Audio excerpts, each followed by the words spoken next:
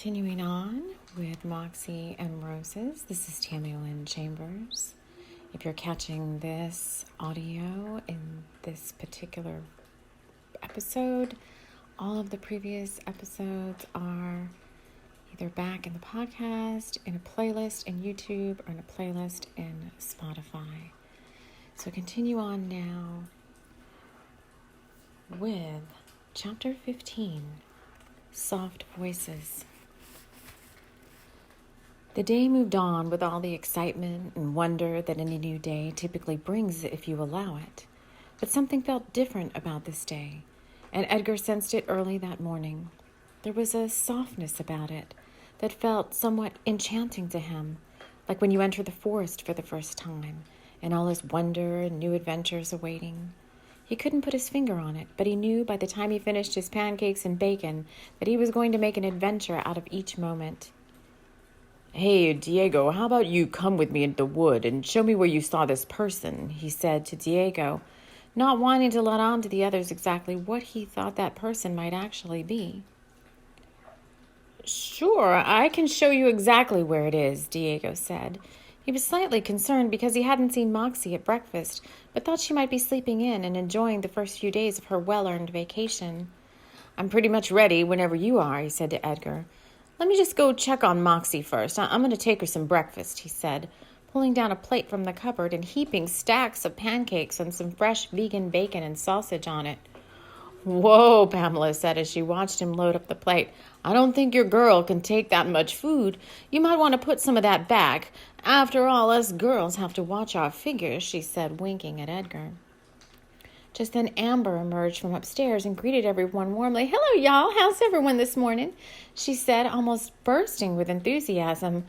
"Well, someone got up on the bright side of the bed this morning," Pamela said, happy that Amber was feeling good.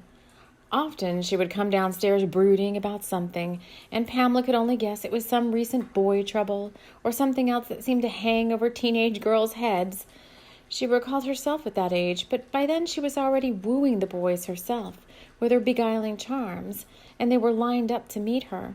She didn't have any such thing as boy troubles, as she was usually the one starting the trouble. She smiled to herself and again thought about how eager she was to be alone with Edgar.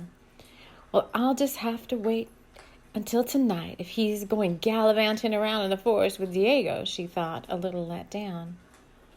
"Edgar, may I see you in the study for a moment before you leave?" she said, politely using her best good girl charm to entice him to follow her into the study. "Sure thing," he said, getting up to follow her as she moved in front of him. His eyes were not lost on the curve of her as she moved, and he motioned to Diego, "Wait here, I'll be right back." Pamela waited behind the study door and closed it lightly as Edgar entered the room. She moved out from behind the door and into his arms. "What do you think about this?" she said, opening her blouse a little more to expose her bare breasts to him. Edgar cleared his throat, unable to concentrate on anything else at the moment, but a little unsure what to say next. He moved into her more. "That wasn't a question that required a real answer," she said, laughing lightly. She was usually the one to make the first move, as most men were too intimidated by her passionate advances to know how to proceed. "It goes like this," she said, taking his hand and moving it to her breast. "And then like this," she said, taking his other hand and moving it to hold her around her waist. She moved into him, moaning in his ear as he finally realized he was supposed to be touching her there. He moved his hands over her breasts, and she moaned into his mouth as he cupped his hand and squeezed lightly. His mouth was passionate now on hers, and somehow his arousal finally caught up with him, and he moved into action. Pushing everything on the study desk aside, he moved her over and lifted her onto it. This moment, he thought to himself, do I let it keep happening? He recalled Glenda and their first and only encounter and stepped back a little, hesitating. "Come on, cowboy, finish what you started," Pamela said, breathless now, as she pulled up her short skirt. Edgar needed no further come-ons as he moved up and onto her, breathing heavily and allowing himself to relax into the moment as much as his passion would let him. Pamela covered her mouth as she moaned into him, and he came on top of her with such a welcome relief that he almost let out a howl of pleasure. Where did that come from, he thought to himself as he raised himself to look into her eyes. It was usually about now that the woman might have second thoughts, he recalled, wondering what she might do next. Now tonight, I expect an encore of this show, Pamela said, moving him aside to stand next to the desk so she could straighten her clothes and smooth back her hair. I mean that, she said as she stood, and she reached over to kiss him passionately. Now get out of here before I steal you and make you stay in my bedroom all day, she said hungrily. He was in a sort of shell shock, knowing, almost dreaming about this moment many times in the past, but not letting himself have it. Now that he'd had her, he didn't know how to proceed. Such was the case of a woman and a man. He decided to just let the love flow and see how things went as he buttoned himself up and got ready to rejoin everyone in the kitchen. Wow, he thought, I feel great and ready to conquer whatever's waiting out there. What he didn't realize is that whatever was waiting out there was ready to conquer him, too. Everyone was in the kitchen, oblivious to the recent happenings in the study a few doors down. Moxie had joined them looking lavish in a blue jumpsuit that she usually reserved for going out. She had decided to sleep in last night, if only for the feel of the soft cotton against her skin. Her long hair pinned up around her head, she felt like $1 million. The first good sleep she'd had in a long time that didn't involve recovering from hangovers or too many hands groping her from the night before. Being a stripper was not how she had wanted to see herself. And what about 5 or even 10 years from now? She didn't want to be doing this job forever. She wanted to be outdoors, having fun, making love with someone special and enjoying her life, not under the thumb of some well-meaning but obviously studious entrepreneur like Diamond Martinez. She knew that Diego and Diamond were related, but they were nothing like each other, and she wondered whether Diego knew how his aunt really was. Well, now wasn't the time to ruminate on the job she so desperately wanted to leave. She was here to relax and hopefully show Pamela that she could handle herself around the ranch. If she was lucky, maybe there was even a job in it for her, and she thought as she took a bite from the warm stack of Marguerite's pancakes, savoring every bite as syrup dripped down her chin. Diego was watching her out of the corner of his eye, and he felt enchanted by her presence. There was just something about her that he couldn't get out of his mind. The feeling had intensified after their lovemaking, but had become even stronger after the drum ceremony. He had felt different all over since that journey, and he wasn't sure how it had truly affected him. Only time would tell how much he was going to be enamored by this beautiful woman that sat in front of him. Just as his mind was coming back from its wandering, Edgar and Pamela walked in from the study. Diego knew something was up, decided not to say anything, not wanting to embarrass the older couple. He could always tell when someone had been making out, as was his duty to ensure that all the girls at the club didn't succumb to the advances of hot-headed patrons. He knew when a clandestine meeting had happened in the broom closet, or when a girl had decided that she really wanted to follow through on the come-ons of a particular guy. He just knew certain things, and it always kept him safe even as a child. Today would be no exception, as he readied himself to go back into the woods with Edgar. For some reason he had put his 5-inch knife into his fanny pack, along with the beef jerky that Marguerite had made the day before. "Well, kid, are you ready?" Edgar said to Diego, a little too lightheartedly. Sure.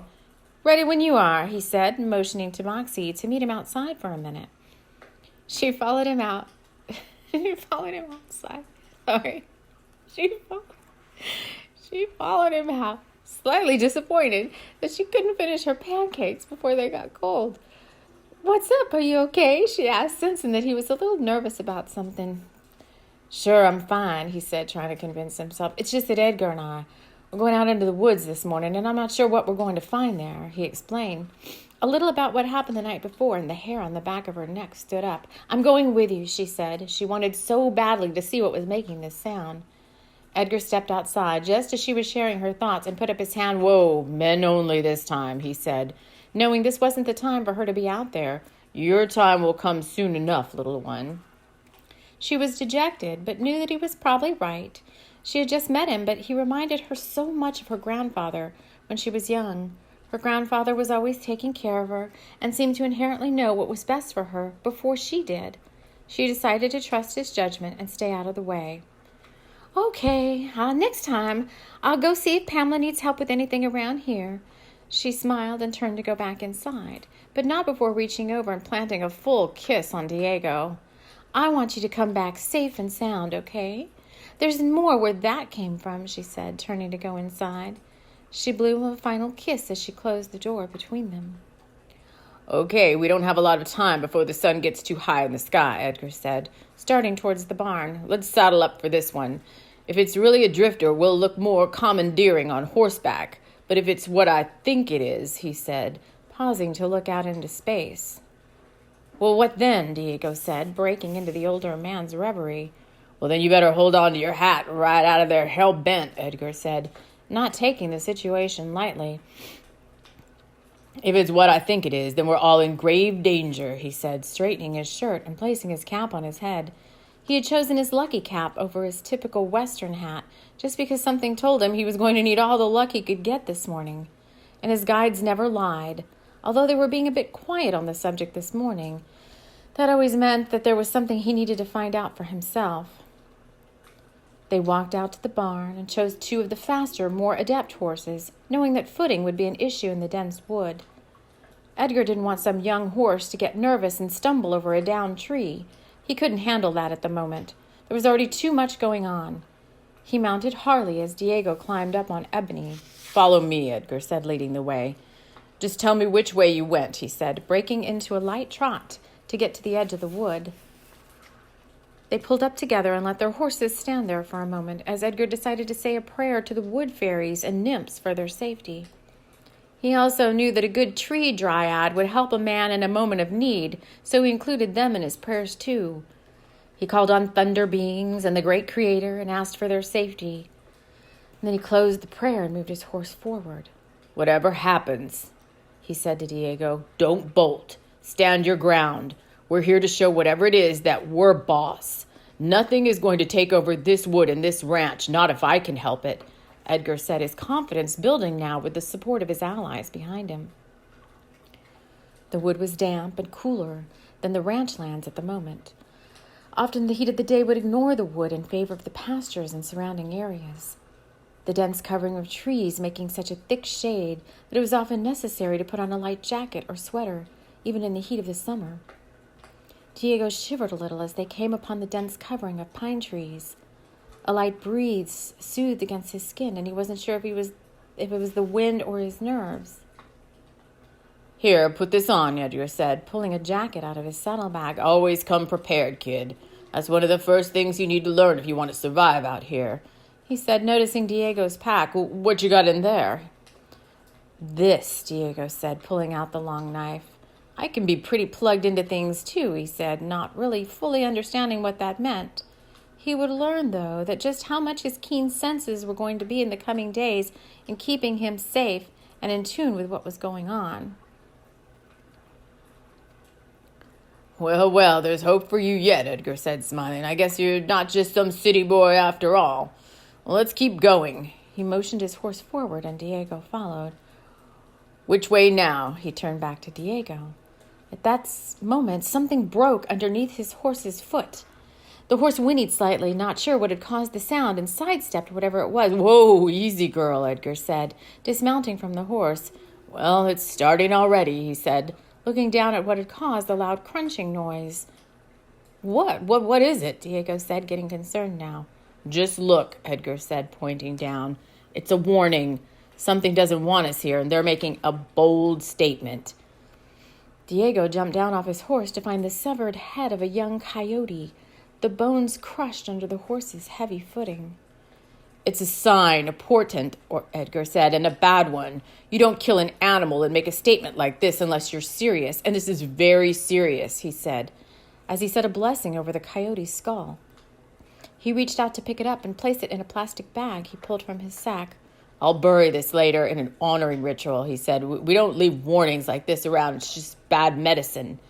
He said, his thoughts going to whatever could be trying to send this message. Well, good thing we're not easily dissuaded, he said, hopping back on his horse. We're not? Diego said, slightly uncertain if he wanted to keep going or not. Come on now, kid. No turning back now, Edgar said, continuing to move forward. I need you to show me where this figure was at, so let's go, he said, motioning to Diego to saddle up. Diego moved forward, coaxing Ebony to keep going further into the dark woods. Dappled sunlight marking the path in that he had taken the night before. Just then they heard it. A light sound, almost like the cackling of a hen, but definitely not a hen, Edgar thought, as his ears strained to hear the sound. Sounds like voices, but I'm not sure if they're human, he whispered to Diego. Keep going. I want to see what this is, he said, moving his horse still further into the wood now. We're almost there, Diego said, sitting up sternly on his mare now. He was sure she could sense the nervousness rising up in him. Shh. Listen to this, Edgar said, as the cackling voices turned into soft whispers. What the heck? It's right there through this opening in the trees, Diego said, pointing about 100 yards in front of him.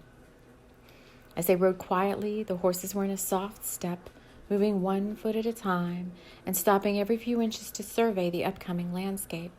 Then something came into view for Edgar that made him almost lose his breakfast. A small group of what appeared to be human women, but couldn't possibly be, were gathered around a small campfire. The group of whatever it was seemed to be singing, but not in a language that Edgar had ever heard before. The song sounded eerie and foreboding, and he realized he was witnessing a binding spell being fostered by the group. The beings were huddled over something and appeared to be winding coarse ties around whatever it was. And as they wound around and around with the string, they sang in their eerie, not human voices. They huddled and sang and wound, and just as the string was running out, they held up the bundle to the sky, and then the group let out a screech that pierced the forest walls and echoed out into the surrounding lands. The sound was so ominous that the birds in nearby trees flew up in discord.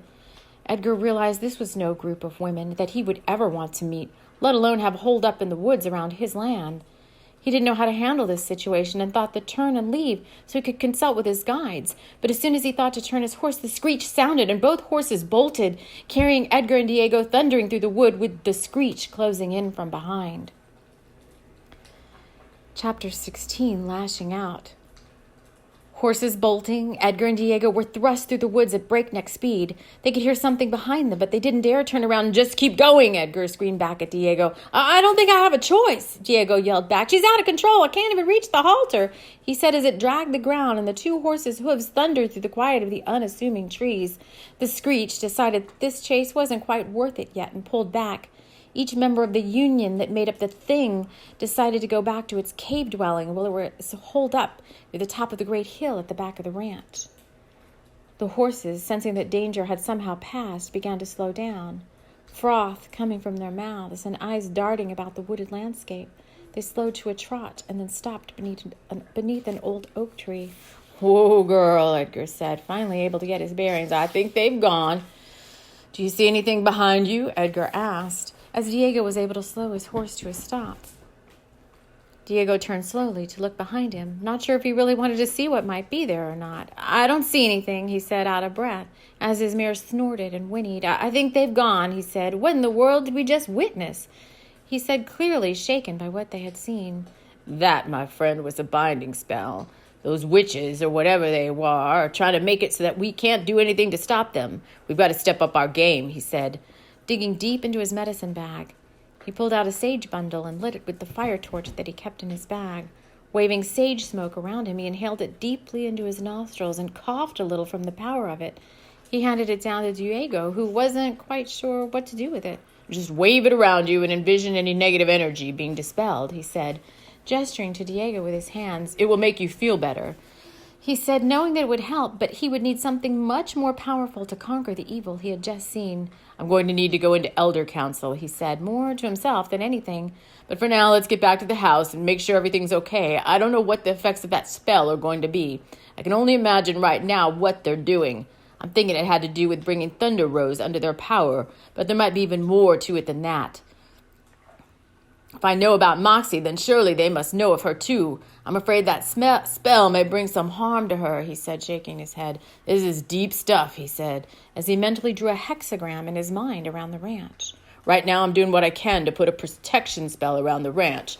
We'll see how long it holds, he said, as he grabbed the reins and squeezed his knees into his horse so that she would start to move again. Diego followed behind, allowing his mare to go a little slower since she was still breathing quite heavily. I just don't understand this, he said. Why is this happening? They reached the edge of the wood and could see out towards Edgar's camp. All appeared to be fine, but as they emerged from the wood, they could see a gathering up by the main house. They could hear Amber crying and being consoled by the others, so they quickly made their way up to the main house, dismounting just as Pamela came up to them. Where have you two been? She said, clearly shaken. Something's happened to Amber, and I'm not sure what it is. Diego went up to Amber and put his arm around her. Amber, what's happened? He said, trying to appear concerned, but not wanting her to take his concern as some sort of advance. I was just going out to feed the horses, she said through the tears, and I saw it. Saw what? Diego said, not sure he wanted to hear more. Hopefully the screech hadn't come up to the house after abandoning their chase of the two men. It was horrible, Amber said. They were carrying a baby goat, she said, covering her eyes with her hands. Who was Amber? Diego said, breathing a little heavier now. Moxie and Pamela stood around them as Edgar started looking around the area. She saw something we hope that we'll never have to see again, Edgar said as he passed by them, looking around the perimeter of the big house. She saw those witches making a sacrifice. I believe, and if I'm right, we'll find that goat's remains around the fire pit. Stay here, he said, making long strides towards the fire circle. But instead of finding animal remains, Edgar happened upon the box. It was splayed open upon the grass, and a blinding white light was emanating from it. And on the ground in front of the fire pit lay the remains of the screech. What the heck? Edgar thought to himself. What's happening here? He was in disbelief as he reached down to pick up the box and close the lid. But just as his hand touched the ancient wood, a figure cloaked in mist rose up from within it. The Divine Mother Mary's ancient face peered down before Edgar. It was her, all right, he thought, as he knelt down and bowed, his head, tears streaming down his face. She had appeared here before to him, but he had never spoken of it, and now he knew why. He had been christened, in a sense, at the first visitation, but he hadn't realized it back then. And now she was here again, protecting the ranch.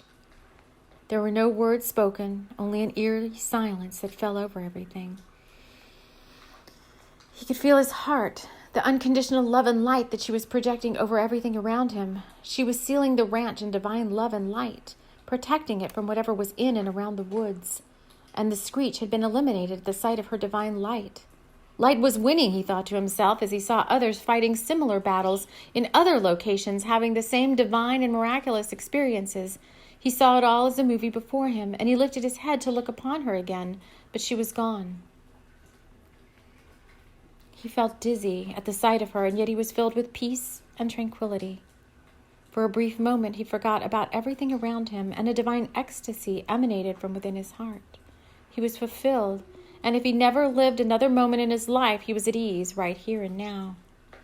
His mind swam as if in a dream, and then just like that, he was back to his senses. He had fallen without even realizing it and was laying on his back on the ground.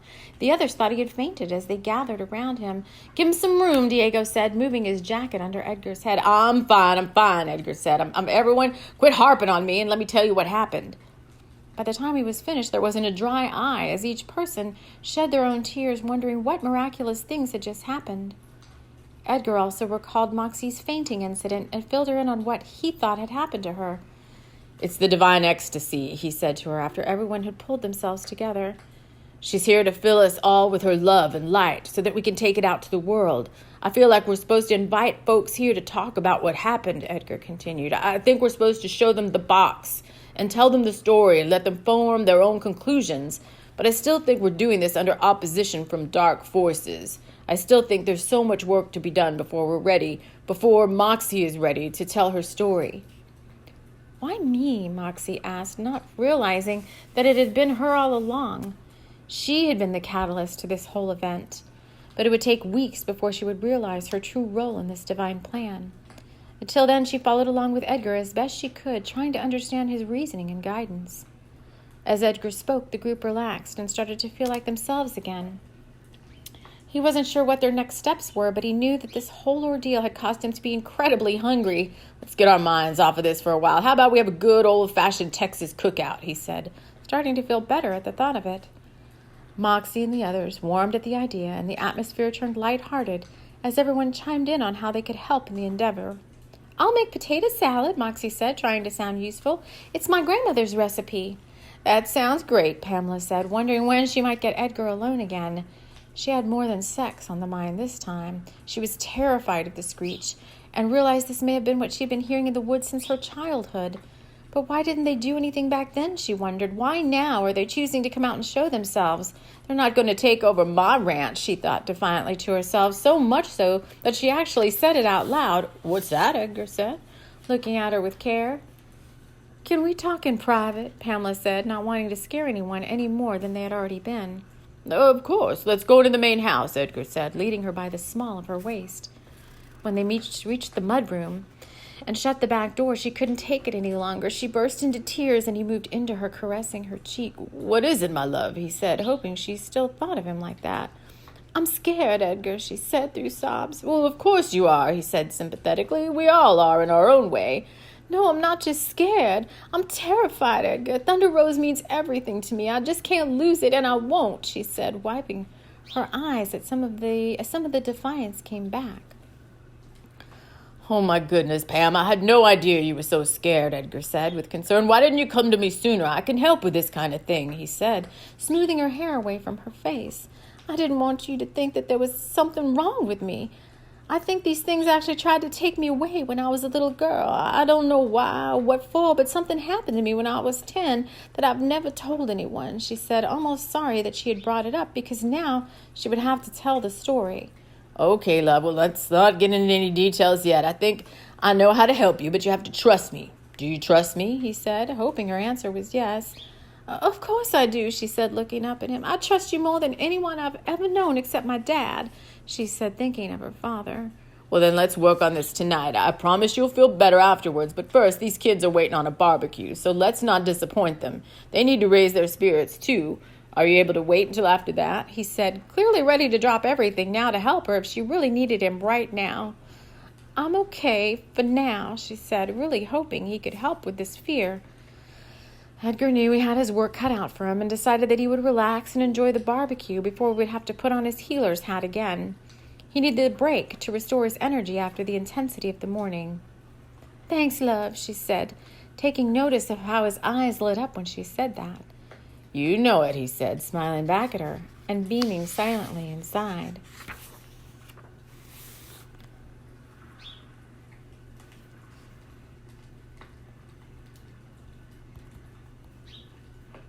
Chapter 17, Barbecue and Soul Loss.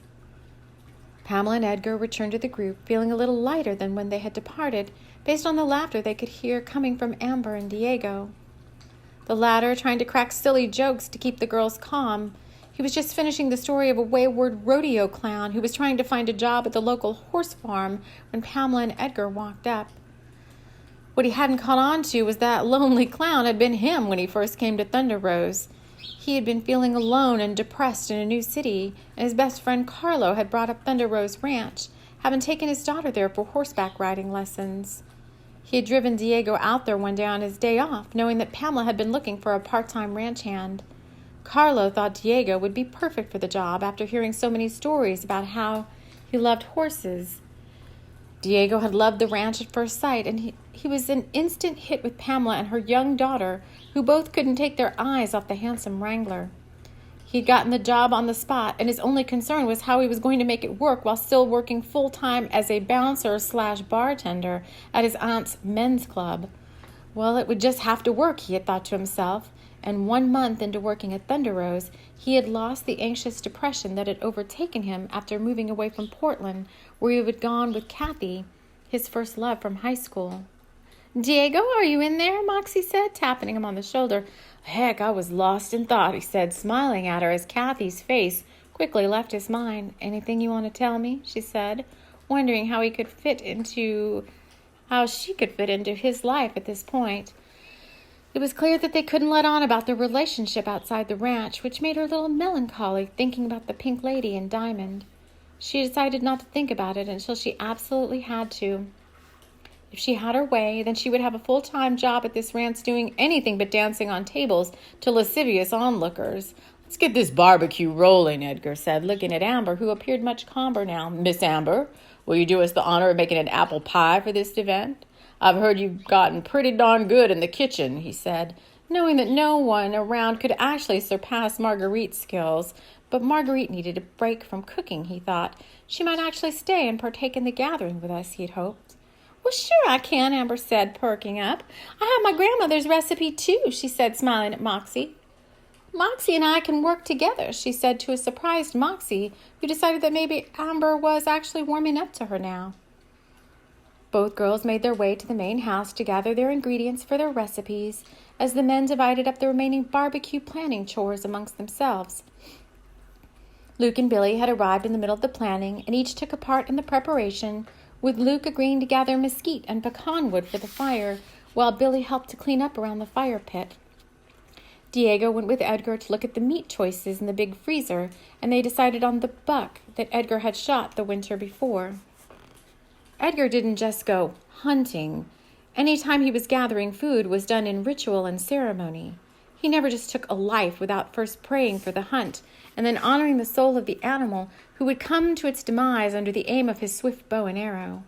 This was how his ancestors had performed the hunt, and those were the ways that had been handed down to him by his elders. He always honored life in all its forms. This buck is what we need, he said. Its spirit was strong and powerful, just like what we'll need in order to keep going on this vision quest. He said to Diego, who wasn't so skilled in understanding the ways of Native American elders. Why do we care about that? Diego asked with interest in the ways of the older man. One day I will take you to a real hunt, and you will see the whole process from beginning to end. Until then, just know that we honor all life, and in honoring the life, we are honoring ourselves as well. We honor what we take from Mother Earth, and we honor what we put in our bodies as nourishment. It's not just about eating food. When we take in food, we take in energy. And in this case, we need to renew our energy and be like the warriors we were meant to be. We need to be strong and powerful to overcome those things. And we need to be reverent and calm when we work with the Divine Mother. We need to be in balance. And this is what the spirit of this buck represents, he said, bowing his head in thanks for the offering that the buck was to provide them. That is why we must ingest his energy. Diego was dumbfounded. He had never thought of food like this, and he'd just been content to eat without any forethought as to where his food came from or how it got there.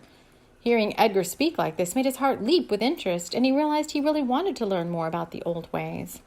Let's get him out of here so we can start thawing out in the sun, Edgar said, thinking it may take a while if the clouds that had gathered didn't clear up soon. They lifted the hefty package of deer meat and moved it outside into the light, closing the freezer door with a thud. Edgar and Diego struggled under the weight of the package and set it down in the pasture under the now bright sunlight. Both men were exhausted from their experience in the woods, but had found a new burst of energy upon seeing the vision of the Divine Mother. What would happen to them next, Diego thought to himself, as he saw a man almost 20 years his senior chopping firewood for the night's feast. I'd better help him, he thought, grabbing another axe and setting up some wood for chopping. You think you can best me, boy? Edgar said, laughing lightly as beads of sweat formed in his forehead. It's getting warm out here. You better get inside before you melt, he jabbed at Diego with his words. Everyone knows how you city boys are, he said, chuckling to himself. Well, Diego had had enough. Even though he knew it was all in good fun, he wasn't going to let up on a challenge. He grabbed his axe by its handle and swung it over his head, letting it fall square on the big chunks of mesquite that Luke had dragged in from the edge of the wood. There was no way Luke was going any further into the woods than that.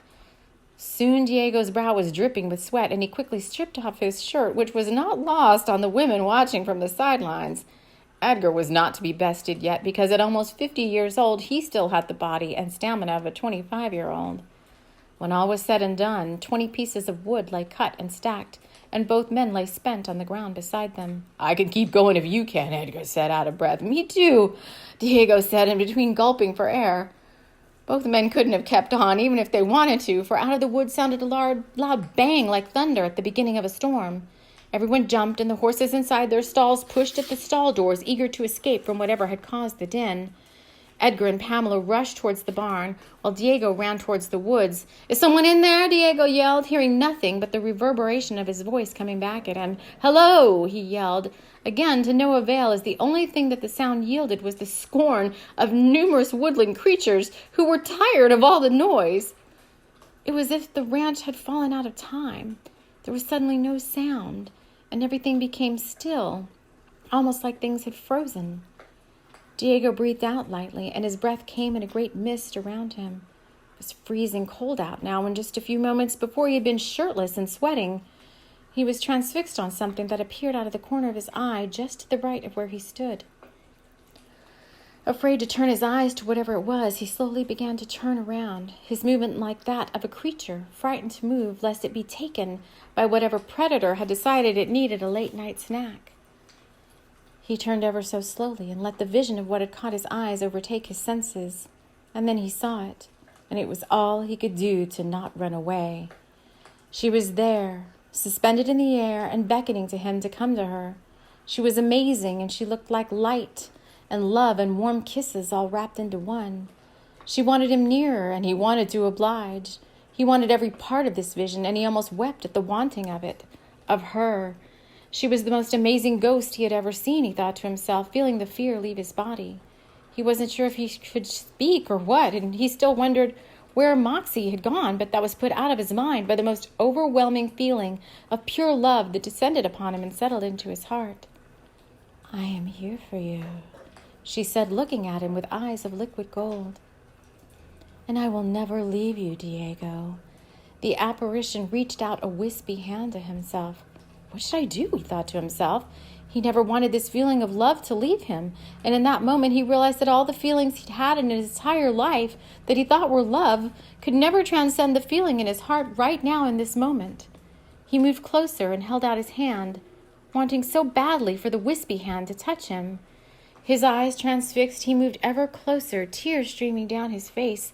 "I want to believe," he thought. "I want this feeling forever."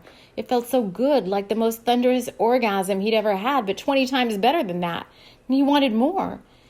He reached his hand up to caress the wisps that floated before him, making up the figure of the woman. She smiled at him. It was a smile that he would remember for the rest of his life as he reached out the wispy hand and it touched his cheek. He could hear his name being called, but he couldn't move his mouth. His senses completely focused on her and wanting nothing more. "Diego!" It was Edgar's voice now. "Diego!" It was Edgar's voice getting closer. "Where are you, man?" She didn't want to let him go. She didn't want to release the spell of love she had used to capture his attention. She wanted to stay like this, wrapped into his energy in the way she was. "Diego!" Edgar came upon the scene of Diego holding out his hand to a young woman floating in the air above him. But she wasn't a woman. She was a figure from the other realms, and she was in love with this man before her. Edgar had seen this before, and he wanted to let them both have this time together.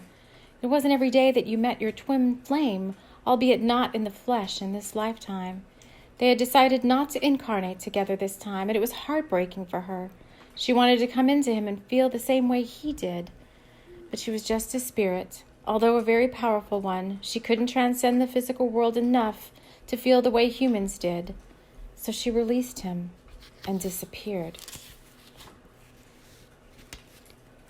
Chapter 18, Healing Hearts.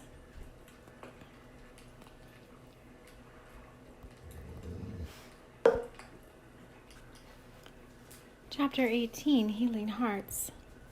Moxie had no idea what to do next. Why did it always seem like she was the one that had to fix everything? She waited patiently for everyone to return, but soon she realized that she was alone. She paced back and forth, and then she had an idea. "This is going nowhere," she thought to herself. "We just sit here and we wait and try to keep our minds busy with barbecue and homemade apple pie. But I want to get over this hump. I want my life back on track. I want to get to know Diego better, and I want to get away from the pink lady. No curse or strange box or wicked creatures are going to stop me," she thought out loud now. "I'm going to get out of here," she said, thinking that whatever it was might follow her and leave everyone else alone. "This is crazy," she thought. "This is supposed to be a vacation." Moxie picked up her bag and went inside to grab her phone from the kitchen counter. She plucked a freshly made bagel from the stack and dropped it into her bag as she pulled out the keys to the Mustang. "Let's go, Spirit," she thought to herself. "Let's just see how badass you really are." Moxie bounded out the back door, almost knocking Amber over, who was on her way in. "Amber, hey, I'm going to have to get a rain check on the baking contest," Moxie said to the younger girl. "I'm going witch hunting," she said, looking back over her shoulder. Amber was a little lost and turned to see that Moxie was already halfway to the parking area. "I wonder what she's up to," Amber said to no one but herself. "Hey, I want to go too," she said out loud, reacting just a little too late as she heard the Mustang's engine roar and the car speed down the dirt road that led out of the ranch. Amber, none the wiser to Moxie's plan, other than a weird comment about witch hunting, sat down at the kitchen counter to ponder her apple pie recipe. In a few minutes, the back screen door opened, and Pamela, Edgar, and a dazed-looking Diego entered the kitchen. "Get him to something to drink," Edgar said to Amber, "and make it something strong." Amber got up and looked straight at Diego, who seemed to see right through her as he stumbled past to sit on a kitchen chair. "What's wrong with him?" Amber said as she moved towards the liquor cabinet in the study. Diego, still in shock from the interaction he just had, didn't know what to make of it. "Edgar, can you please explain what the heck just happened out there?" he said, holding onto the kitchen chair to steady himself. "That, my friend, was definitely a soulmate connection. And not any old soulmate, but your twin flame," he said, smiling to himself. "I've only seen something like this once before, and it was mesmerizing, just like what you feel now. Mesmerized and enchanted, but not in a bad way, in a very good way." He chuffed, taking off his hat. Amber returned with a crystal drink glass filled halfway with Pamela's strong whiskey that she liked to buy from the Jade Cow distillery up the street. That Kyle Hawkins had owned the Kentucky whiskey distillery had been after her for years. She didn't see anything in him except the dizzying heights that his amber bourbon could take her to after a big sip. Handing the glass to Diego, he placed it to his lips and downed the golden beverage in one long drink. He placed the glass down on the counter and closed his eyes as the heat of the whiskey burned down his throat and into his stomach. "This is way too much," he thought to himself, and again out loud, "This is just too much, you guys. Don't you think we've seen enough in the past couple of days? I mean, my nerves are shot," he said, looking at everyone through amber bourbon eyes, the whiskey starting to take effect now and calm him all over. He sank back into the chair, savoring the feeling of it. "I know this seems far out," Edgar said, trying to calm him. "And for someone off the streets with no experience in this kind of thing, you all must be wondering the same thing, like what the heck is going on?" he said, standing before them, the only witness to the workings of the spirit world. "I want you to know that this is nothing that's going to endanger anyone's life.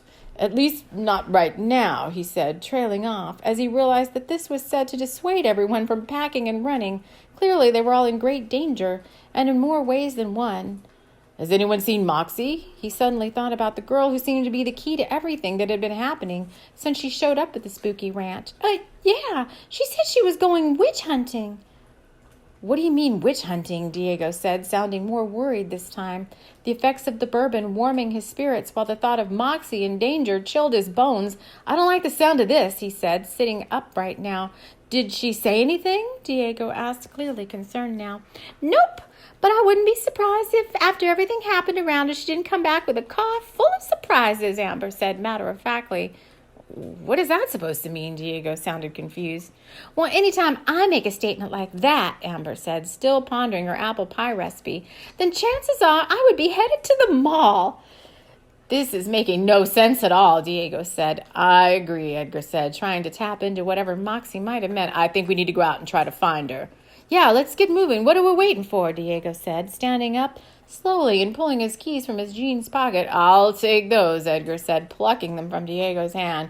"Anyone that's tried Kyle Hawkins whiskey knows it takes hours for the effects to wear off. You'll be too drunk to drive by Texas Department of Public Safety guidelines," Edgar said, pushing Diego from behind to the back door. "You ladies wait here while we go out and look for Moxie. And please don't get into any more trouble. Just stay inside until we get back," Edgar said, turning his gaze to Pamela. "I don't want anything happening to my girl," he said, winking out her side. "We'll be good," Pamela promised. "Anyway, I'm already beat after all the mayhem. I'm going upstairs to take a bubble bath," she said, winking back at Edgar and then turning towards the hallway. "See y'all later." Meanwhile, Several miles down an unmarked dirt road, Moxie and the Mustang sat idling in park. Where am I going? She thought to herself. What am I running away from? And exactly where am I running to? She didn't have the answers to those questions, which made it all the more frustrating. She had to stop running away when things got tough. She had to know that these things weren't there to harm her, but only make her stronger. She knew in her heart that she had to go back to Thunder Rose and face whatever it was that was trying to get her attention. She had to do this, she thought, knowingly, but not really understanding how she knew. She somehow felt that her next steps and actions were going to help heal so much of her family lineage. She felt in her bones that great magic was going to take place in and around her, the magic that would heal the hearts of her ancestors backwards and forwards in time. With this strange knowing inside of her, she slid the transmission into drive and turned the growling car back towards the ranch. It slipped and slid on the muddy track of the dirt road and then spun out loosely, not moving 1 inch. Well, great, I'm stuck. Now what? She said to herself. She pulled her cell from her bag, only to see an unwelcome no service when she pulled up the phone. The plot thickens. Moxie girl, you better get your mojo up. You're going to have to walk back. Moxie pulled the keys from the ignition and unfolded from the little car that was big in spirit just like her. She threw the useless cell phone in her bag and looked up at the sky to see where the sun was at. I have no idea where I'm going without my Garmin, she thought to herself. Maybe I can find my way back by the sun direction, she laughed, slightly thinking that was what the ancestors had to go through, charting the directions and seasons by the sky. She saw that the sun was moving away over past the trees, so that must be west, she thought.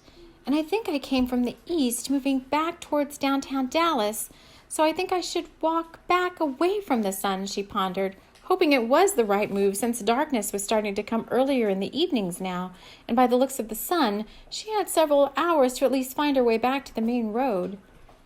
She stayed to the middle of the old dirt road, thinking that if a car came along, they definitely couldn't miss seeing her, and then she could get a ride.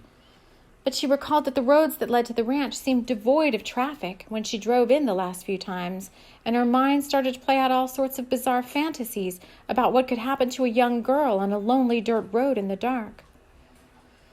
She walked briskly, both to get moving and to keep warm. It was much chillier out here than she had planned for, and when she checked the back seat of the car, she realized she had forgotten the warm jacket that Diego had lent her. Walking on the inside of the forest edge, but tracking Moxie step for step, was the Screech.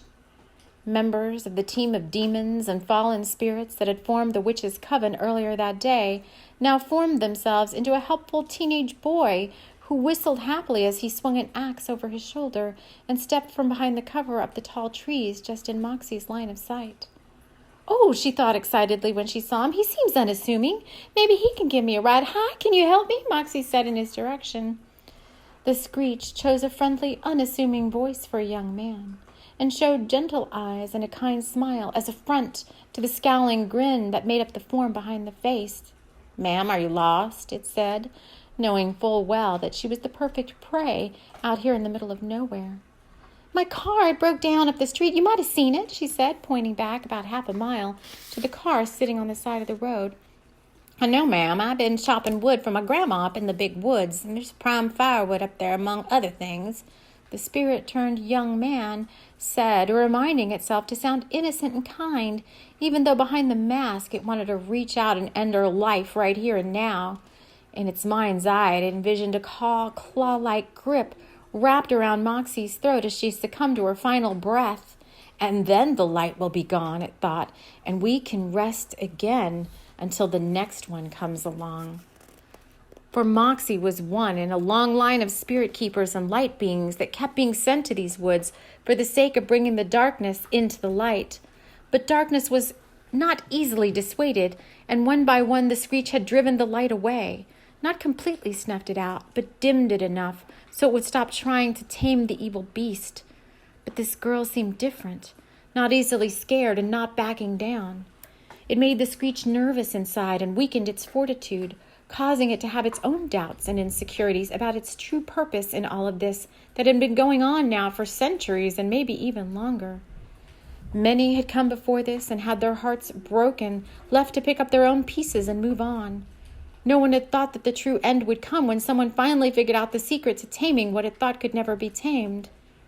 The small, wild, burden-collected heart of the Screech needed something badly, but it always left this unfulfilled longing in the area of its metaphorical chest.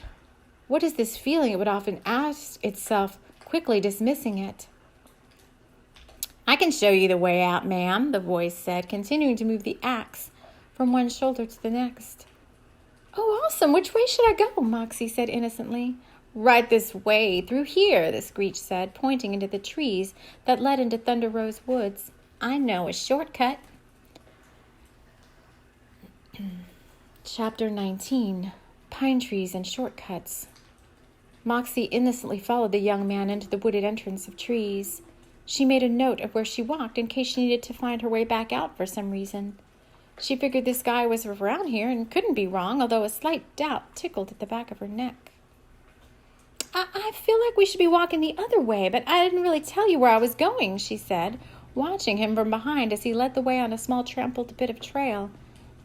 "Thunder Rose?" the Screech hissed and then remembered its manners. "What did you say?" Moxie said, thinking she heard something about the ranch. "You must be from the ranch up the way on the other side of these woods," the boy said, correcting its tone for appropriateness. "Thunder Rose." "Yeah, that's right," she said, with more confidence now, since he seemed to know the direction of the ranch. "You must have lived here for a while," she said, trying to make idle conversation. "All my life," the boy said. The boy and the Screech sounded at the same time, with the voice sounding like the croak of a prepubescent boy. As they moved deeper into the darkness of the tall pines, the Screech saw its opportunity. Safer and stronger in the darkness now, it moved into action, swinging the axe faster and stopping in front of Moxie. "Why are we stopping?" she said, not wanting to spend more time in the darkness and cold of the woods than possible right now. "I have something to show you first," the boy said. "It's very important that you see this." "Oh boy, here we go," Moxie said under her breath. How many times had she heard idle one-liners like this before? She was so tired of all the men and women who had tried to hit up on her over the years. She had had just enough of it, and her senses kicked in as well as her kickboxing and self-defense training mindset. "Look, I just want to get out of these woods and back to my friends," Moxie said, ready for anything now, fists and jaws clenched. "Can you please just point me in the right direction? I can go the rest of the way myself." "Oh, it's right this way, ma'am." The Screech was getting antsy now, and its true form flashed slightly through the persona of the young man. What did I just see? Moxie's mind was racing now. She had seen something flash in the face of the boy, and fear crept in slightly, even though she was still ready to kick some butt.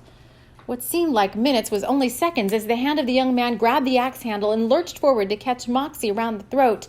"We want to show you something, and then you will never return after this," it seethed. "Your light is not wanted here, do you understand? And you will never come back here again." Its voice high-pitched and wailing now. Moxie struggled to breathe as she looked straight into the eyes of a darkness so dark there was no shadow. "I must face this thing," she thought to herself. I can't fight it physically," she knew in her heart. She was being dragged now towards a large opening in the side of a huge rock. Rather than struggling, she cooperated and moved into the creature. Her thoughts suddenly went to her mother, her grandmother and grandfather, her past lovers and her pet horse, as she unknowingly summoned up the love of so many that she had cherished over her lifetime. The Screech stopped at the entrance to the rock opening and released its hold on her. And that's when she did it. All the love in her heart moved into the palms of her hands, and in a quick motion she reached up and placed her palms on the heart portal of the thing and felt all the love inside her pour out of her palms. Her hands literally pulsing with the energy of her love, she stayed there while the thing on the receiving end stared back at her with lifeless eyes. And then she slowly felt it. What was at first empty and cold under her palms began to warm to her touch. Edgar and Diego decided it was pointless to try to figure out what Moxie meant by her witch-hunting statement to Amber. They just needed to find her. They both knew it in the pit of their stomachs. Edgar jumped up from the kitchen counter and pulled on his coat and signature Stetson with the eagle feather pointing up from the brim, a hat he'd had since his early years, and one that had seen him through many adventures and heartaches. He wore that hat proudly, he thought, as he felt the bison hide along the brim. "Grab your coat," he said to Diego. "I have an idea now. Where is that box? I think we're going to need it." Diego hadn't seen the box since the last time it had surfaced. I thought you had it, he said to Edgar. Oh, heck, we may have to do this another way, Edgar said, moving out the back door and onto the porch. That's when it caught his eye. The old wooden box with the brass cross on top sat unabashedly atop the porch step railing, just like it was waiting for us, Edgar thought, more amused than frightened by what was occurring here. Well, looky there, he said, pointing to the box resting there. What the... Well, I guess I shouldn't be surprised by now, Diego said, still mellow from the whiskey. What do we do with that? I think it's going to lead us to her, Edgar said, picking up the box and moving swiftly to the stables. I think we're going to need horses. Let's saddle up. How do you know that? Diego said, following behind the older man. Oh, never mind. Forget I asked that, he said, pulling out several saddles from where they were stored when not in use. You take the big mare, and I'll take this paint, Diego said, almost forgetting the names of the two horses he usually rode. Such was his fervor and drive to want to find Moxie. Saddled up and sitting outside the stables, Edgar brought the box out of his pocket and slowly turned it over in his hands. Well, we'll need to find our girl, he said to the box, as he slowly pulled back the lid, exposing the inner sanctuary of whatever dwelled inside its wooden bounds. And then they sat and waited. No sudden bright light exposed itself. No wave of energy exuded from within. All was silent as they sat and looked inside of it. But the horses, much more sensitive to energy than humans, began to move. And then from a slow gait into a lumbering trot, they made their way out towards the big pasture and towards the great woods. What? Whoa, girl! Diego pulled up on the reins. Where do you think you're going? Whoa! Let them go, Edgar said, dropping his reins and allowing his horse to lead them in and through the break into the forest. Something we can't understand is directing them, he told Diego. Diego let his reins slide down the young paint pony Summer's back as she followed behind the larger mare, Rainbow. Summer and Rainbow were on a mission, and nothing was stopping them from their intended journey, which was being directed by a divine force that couldn't be seen or heard by the naked eyes and ears. The horses seemed to instinctively know where each trailhead and shortcut path had been laid out, and barely made a sound as they stepped on the trail that led them further into Thunder Rose Woods.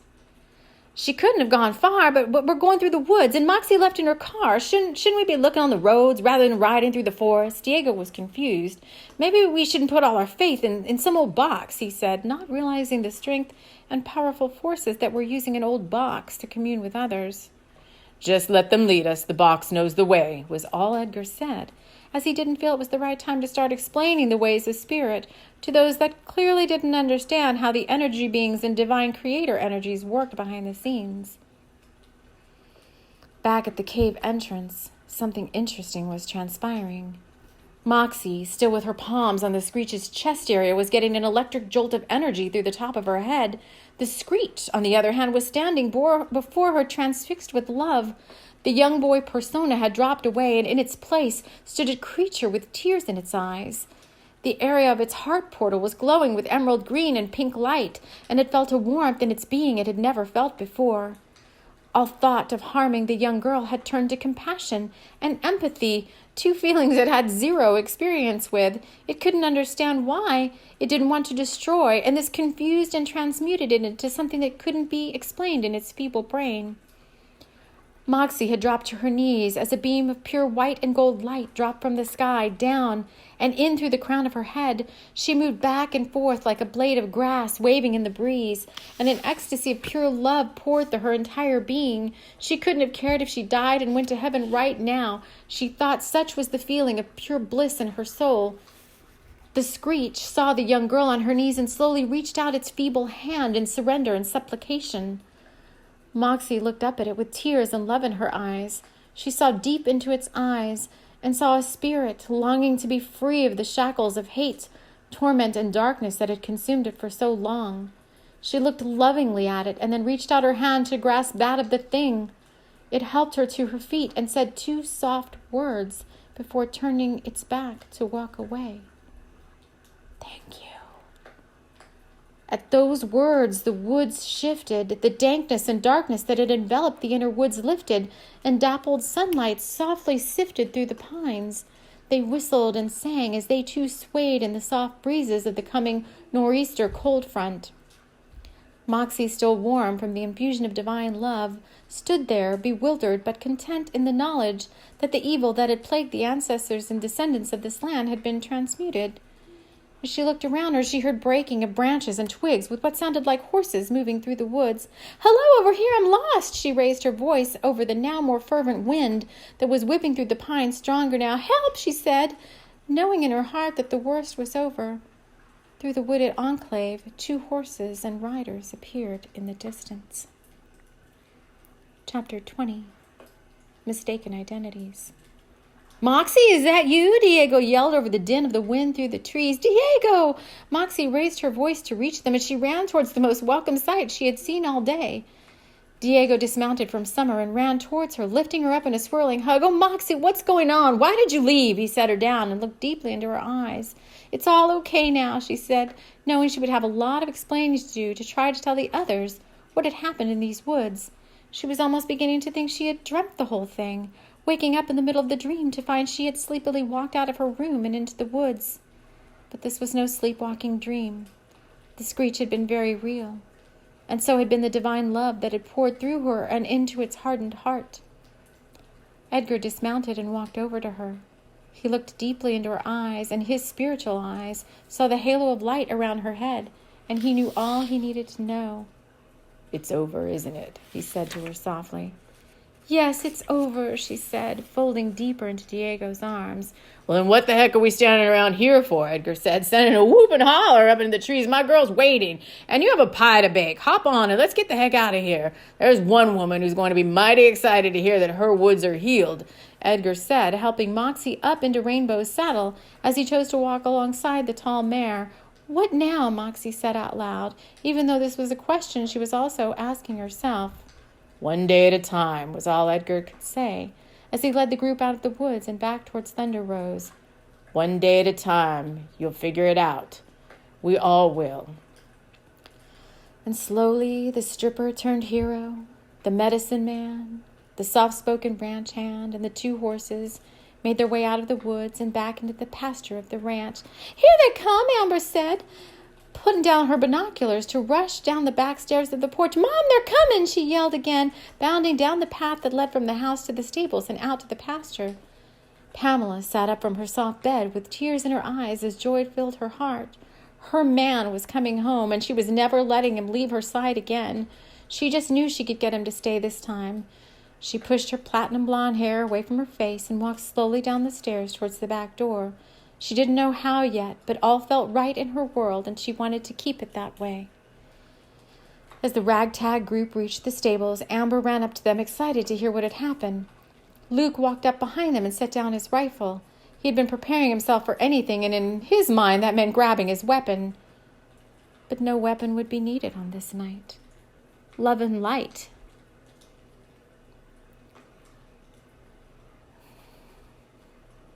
Love and light had been the instruments that had transformed the entire thing, and they would always win. "Who's ready for some pie?" Edgar said as Pamela ran into his arms. The wind whistled through the trees, and the group hustled inside for hot chocolate and a really great ghost story told by a young stripper girl who had saved the day. "All is well in the world," Edgar said, kissing Pamela passionately as they sat around the large stone fireplace in the great room of the big ranch house. "Well, Moxie girl, what about you? What are you going to do with your newfound knowledge?" Moxie had already decided as soon as the love of God had poured into her heart, there in the woods with the screech standing over her, looking down at her in complete adoration. "Oh, me? Well, I'm going to save the world," was all she said with a demure smile. The end. I want to thank all of you so much for going on this audiobook story journey with me. And until next time, until we meet again, love, light, blessings to all of you. Take care.